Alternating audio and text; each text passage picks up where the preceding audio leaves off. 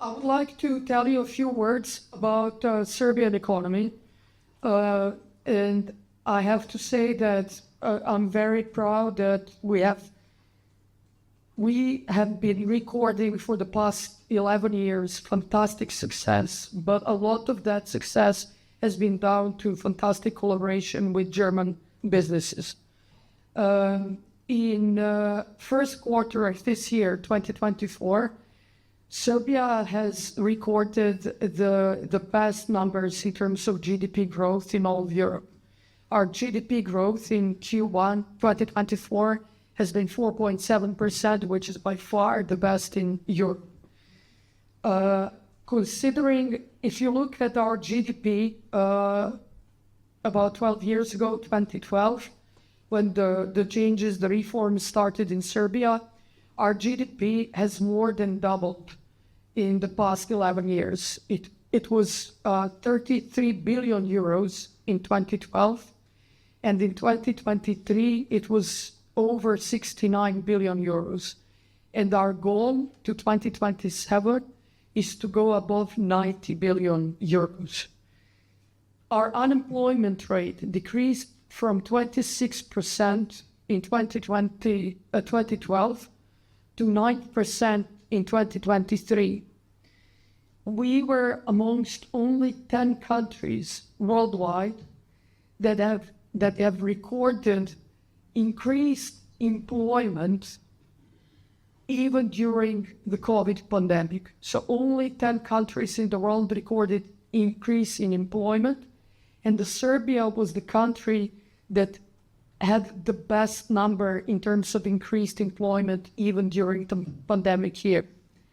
Every year, apart from the pandemic 2020, since 2012, Serbia has recorded higher and higher numbers of foreign direct investment attraction every year since 2012, apart from pandemic 2020.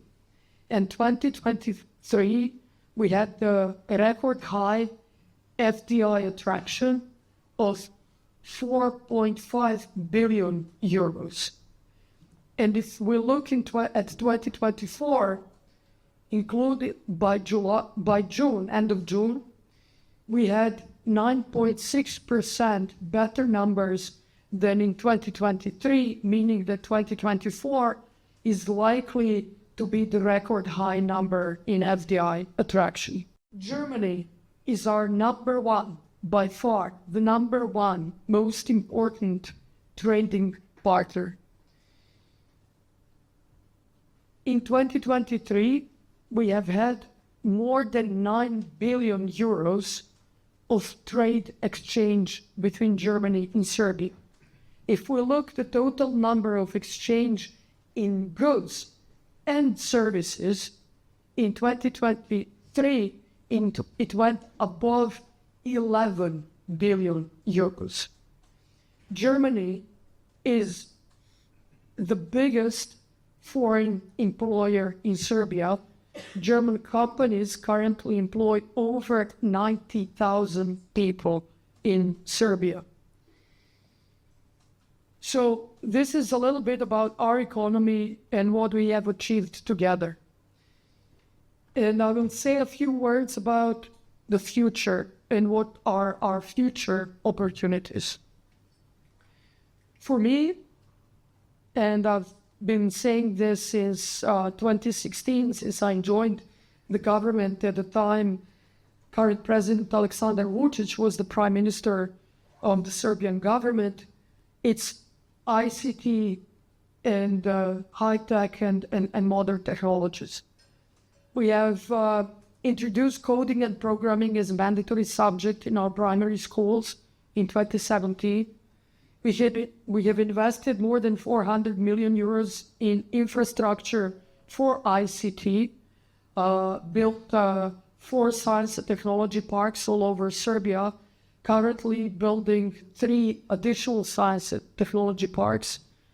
In 2019, we were the first country in Southeast Europe to adopt the AI strategy, We've been, in 2021, the first country in Southeast Europe to establish a national AI institute. We are currently presiding over a global partnership on artificial intelligence. And in December, Serbia will be chairing a ministerial council on artificial intelligence as part of global partnership on artificial intelligence. ICT has become the fastest growing sector of our economy, growing at a rate of anywhere between 23 and 41% year on year. And it has become by far our biggest net exporting sector. We have attracted research and development departments of companies such as German Continental or US Microsoft, IBM, NCR, French Schneider Electric, US EV giant Rivian, and Serbia is now, in my view, the hub for new technologies in Central and Southeast Europe. This is the first thing that I want to showcase and invite other German companies to come and follow on what, for example, Continental has done in Serbia, where they've started small and then built a large research and development centers, and are now also have built factories to produce what our engineers are envisioning in Serbia. But we have fantastic examples from Stada and Farm. They've been really fantastic in also pioneering some of the innovative pharmaceutical products in Serbia, and showed real trust and belief in Serbia, believing in our scientists and our engineers, and are also now expanding their production in Serbia. So ICT, AI, and then the third thing is biotech. Because we are leaders in ICT, and we have done the most in Central and Southeast Europe to lead the way for artificial intelligence, the logical next step is biotech. And we have already signed MOUs with companies such as Roche, AstraZeneca, Pfizer, Merck, to start and speed up clinical trials in Serbia, enable research and development in biotech, and also be the kind of one of the development hubs for biotech in Serbia, which will also enable our citizens to get the state-of-the-art medical care in the future. Then there is energy. Energy is something that is one of the highest items on the agenda of our government and our country. We need more energy. We need to go into fast green energy transition. And I would like to invite German companies to think about things that we can do together in terms of renewable energy sources, big energy storage systems and technology, EV, battery supply chains, battery manufacturing. And I'm also proud to say that we have the first company, almost a startup, although they employ 110 people in Serbia, that have, after 3 years research and development, mastered the art of producing LFP batteries. And current battery producers in Europe, ACC, Northland, are producing NMC battery technology, which has nickel and cobalt, and is not that environmentally friendly. LFP battery technology, Serbia was the first one to master after China. And we are now, that company that is called 11S, is now in talks with Northvolt, ACC, but also Daimler, BMW, and other German companies, vehicle producers, but also battery producers, to see how we can combine these efforts to be, between Serbia and Germany, leaders in Europe and to again position Europe as one of the leaders in the world. So I would like to invite you to Serbia to look at some of these projects and see how we can push this along, because this is the future for not just for the EU, but Europe as a continent. We have, much like Germany, quite a significant deposits of lithium. Now, Germany was much smarter than Serbia, again, if I may say so. And Germany will be the first country to have to source its own lithium from 2 lithium mines. One is Vulcan, which from what we know will start lithium exploitation in the third quarter of 2026. And the other one, which is a bit behind but still progressing very fast, is Zinwald. Our lithium deposits are significantly bigger than Vulcan project, but I would say equal to Zinwald project.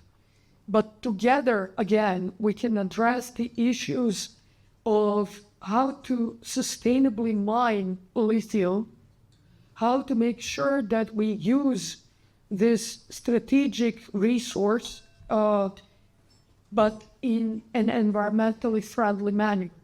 So I would be looking forward to coming back to Germany with our delegation to see how you have done this in Germany, and how are you going to follow the highest environmental standards for lithium exploitation. And I've already late last night and this morning asked our ambassador, fantastic ambassador, Snežana Janković, to help me out with this, and I was in touch with your Ministry of Economy to help me out with this, because many people in Serbia do not believe that Germany is actually going to mine lithium, and I want to actually, rather than hearsay, come and show that you are doing it, so thus that Serbia should also be doing it, and that it can be done in a sustainable and environmentally friendly manner,